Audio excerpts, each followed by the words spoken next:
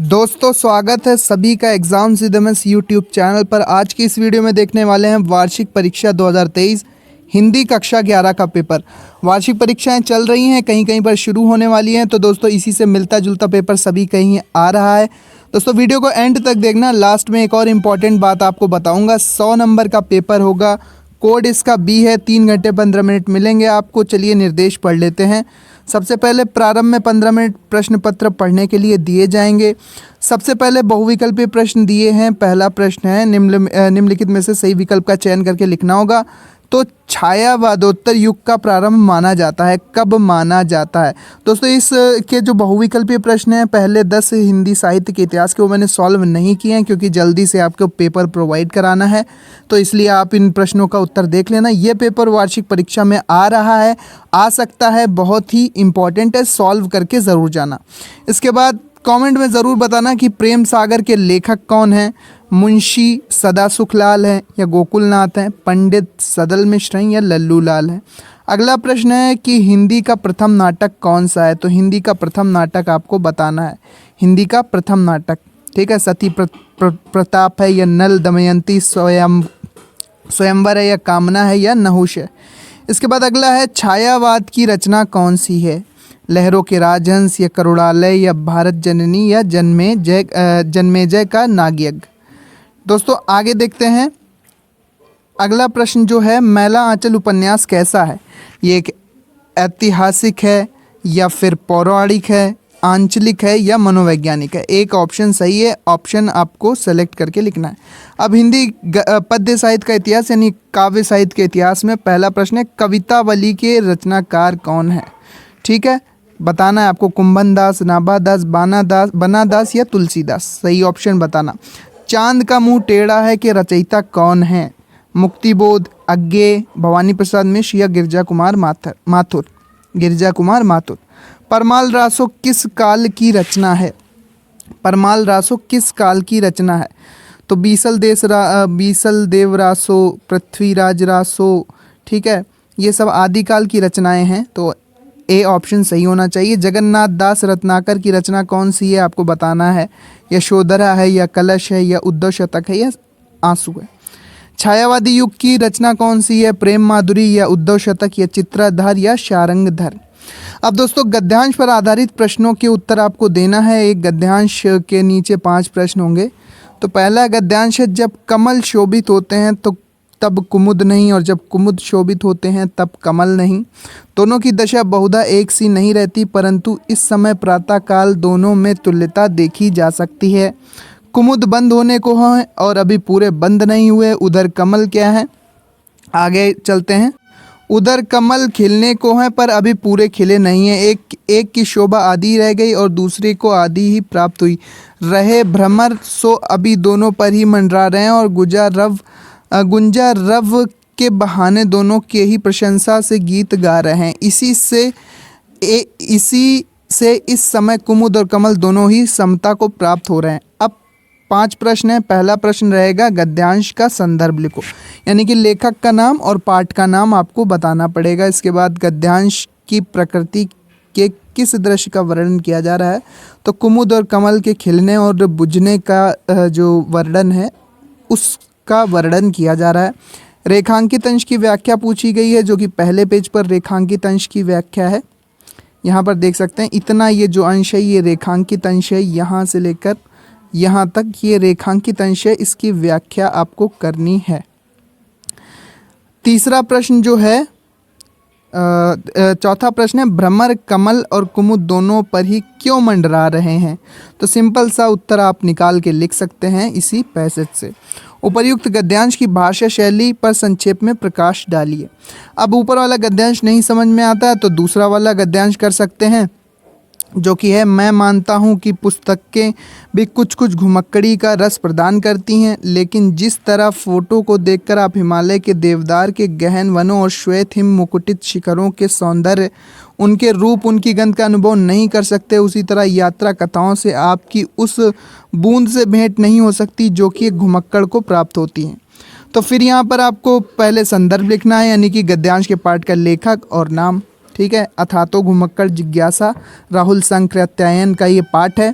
इसके बाद रेखांकित अंश की व्याख्या, ये रेखांकित अंश है, इसकी व्याख्या करनी है।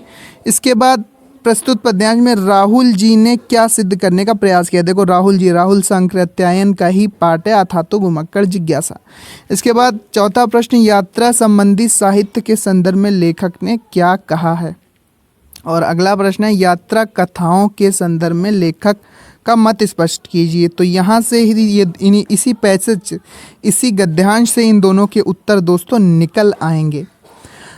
दोस्तों @exams यूट्यूब चैनल पर मिलते हैं, हम यूट्यूब पर मिलते हैं, सब्सक्राइब कर लेना। बाकी सारे पेपर जल्दी ही आने वाले हैं दोस्तों, तो ज़रूर जल्दी से जाकर सब्सक्राइब कर लो, वीडियो को लाइक कर दो। आगे बढ़ते हैं दोस्तों।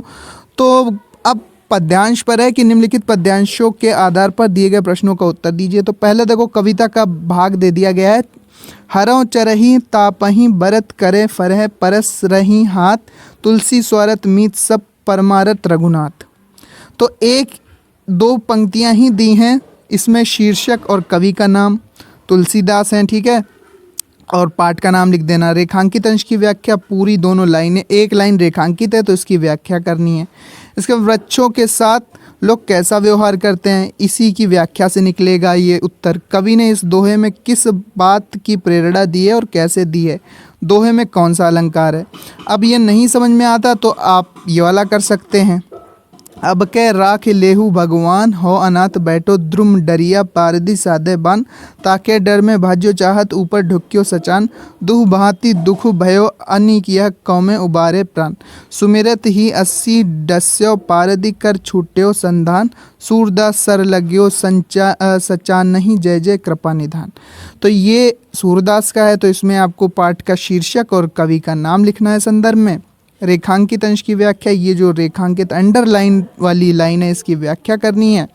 इसके बाद जीवात्मा रूपी पक्षी ने अपनी रक्षा हेतु अपने हृदय में किसका स्मरण किया है, द्रुम डरिया में कौन सा समास है, और जीवात्मा द्वारा भगवान का स्मरण करते ही क्या हुआ।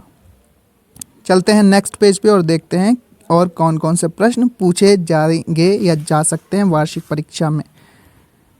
अब लेखकों और कवियों के जीवन परिचय की बात की जाए तो दो जीवन परिचय आएंगे। एक लेखक का जीवन परिचय देते हुए उसकी महत्वपूर्ण रचनाएं, तो गद्य में आचार्य महावीर प्रसाद द्विवेदी का आया है इस पेपर में, श्याम सुंदर दास और सरदार पूर्ण सिंह। 3 नंबर में जीवन परिचय और 2 नंबर में रचनाएं आएंगी 5 नंबर का।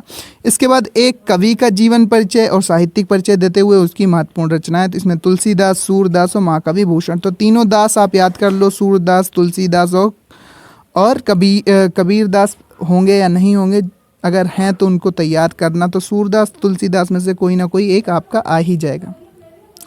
इसके बाद आकाशदीप कहानी का उद्देश्य अपने शब्दों में लिखना है, नहीं आता है ये तो बलिदान कहानी के आधार पर गिरधारी का चरित्र चित्रण कर दीजिए। इसके बाद गरुड़ ध्वज नाटक में कालिदास का चरित्र चित्रण कीजिए, 5 नंबर में नहीं आता अगर ये चरित्र चित्रण तो गरुड़ ध्वज नाटक के 3य अंक की कथा वस्तु लिखिए। इसके बाद खंड खास संस्कृत स्टार्ट हो जाती है, यहाँ पर संस्कृत के गद्यांशों में से किसी एक का संदर्भ सहित हिंदी में अनुवाद करना है। पाठ के लेखक तो इसमें होते नहीं, केवल आपको पाठ का नाम बताना है कि कौन से पाठ से लिया गया। तो एक गद्यांश ये है संस्कृत का, एक गद्यांश ये है, किसी एक का आप हिंदी में अनुवाद कर दो संदर्भ सहित, यानी कि पाठ का नाम आपको बताना पड़ेगा। दोस्तों सब्सक्राइब ज़रूर कर लेना exams with MS YouTube channel को। जल्दी आपको सारे वार्षिक परीक्षा 2023 के पेपर मिलने वाले। वार्षिक परीक्षा 2024 में भी ये काम करेंगे क्योंकि 23-24 सत्र के ये पेपर हैं।